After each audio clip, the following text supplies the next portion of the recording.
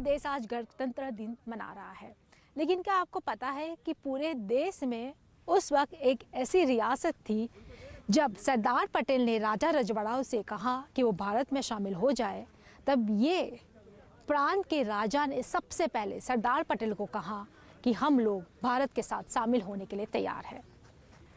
वो है गायकवाड़ परिवार। जी हाँ, बड़ौदा का गायकवाड़ परिवार एक ऐसा परिवार था, ऐसे राजा थे उनके जिन्होंने सबसे पहले भारत में शामिल होने का फैसला लिया था।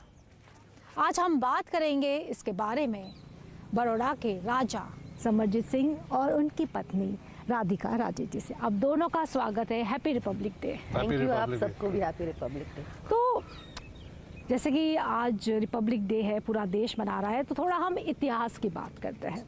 ऐसा कहा जाता है कि जब सरदार पटेल जी ने 500 राजा रजवाड़े को भारत के साथ मिलाने की बात की थी, तब बड़ौदा एक ऐसा स्टेट था जिन्होंने सबसे पहले हाँ कह दी थी।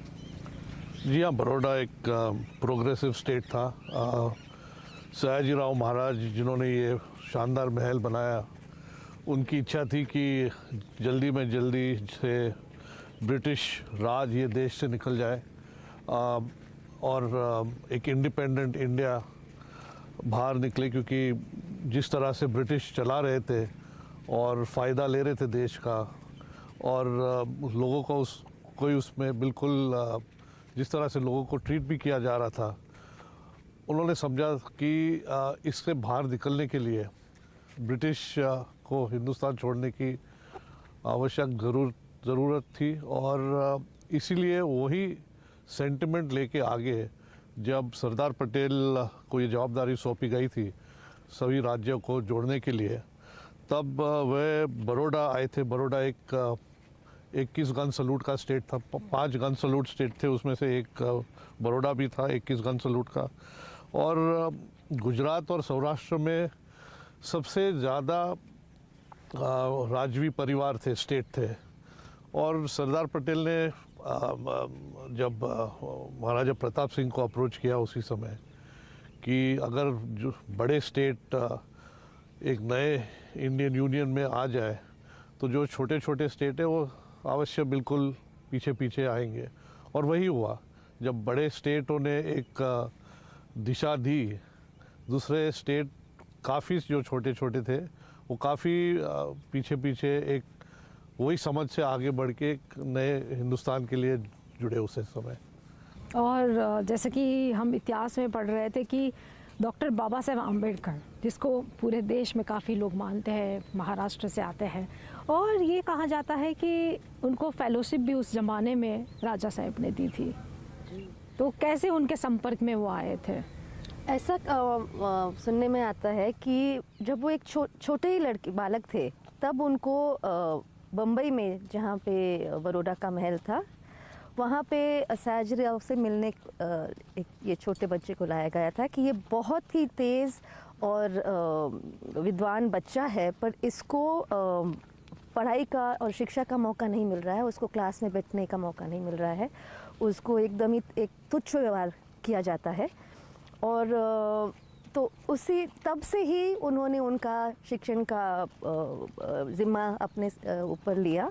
और उन दिनों अगर राजा एक अपनापन दिखाएं प्रजा की तरफ या किसी भी एक जाति की तरफ, जो पिछड़ी जाति या जैसे भी आप समझें, तो एक स्वीकारता आ जाती है समाज से भी।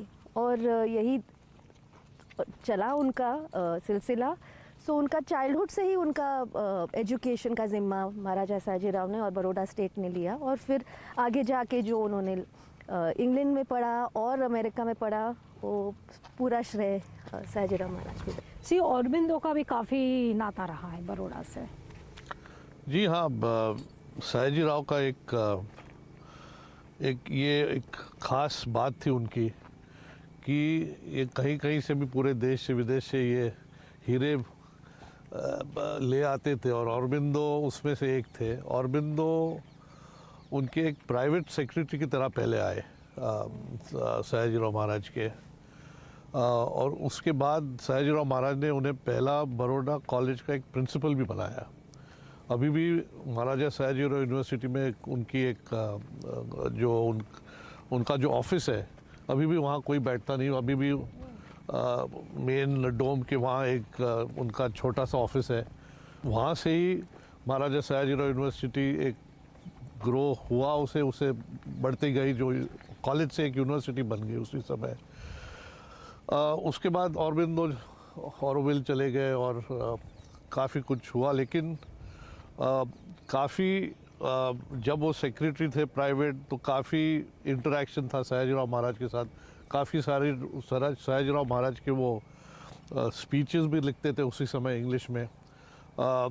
उसी समय मैं मानता हूँ कि जो शायद एक फ्रीडम फाइटर की तरह जो औरोबिंदो का एक रोल रहा है, और सयाजीराव का भी जो क्लैरिटी उसी समय एक बाहर निकल आया है कि ये देश को अंग्रेज़ों से दूर करना है, तो ये सब उसी समय ये मैं मानता हूँ कि सब कुछ हो रहा था।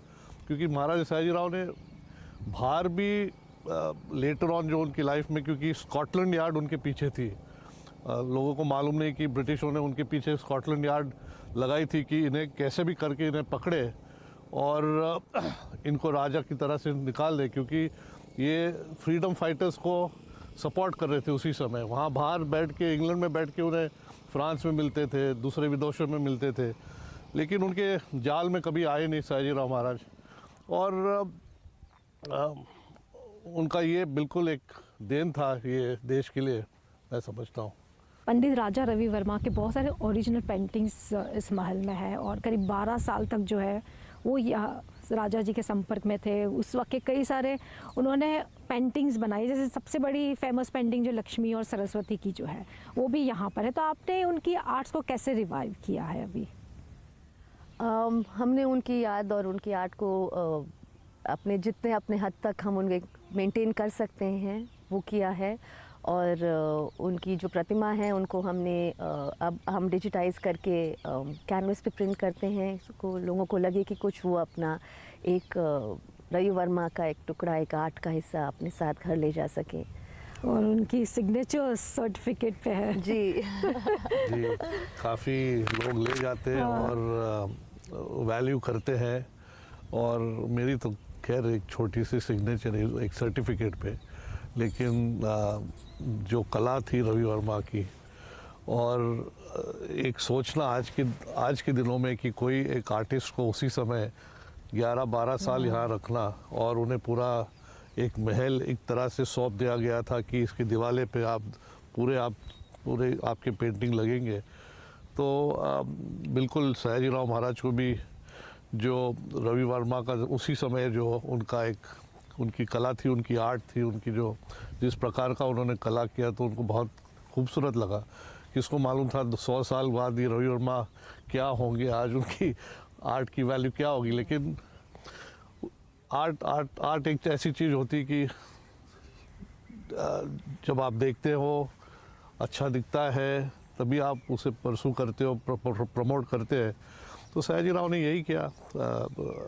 उसके अलावा भी रवि वर्मा के अलावा भी बाद में नंदलाल बोस को प्रमोट किया।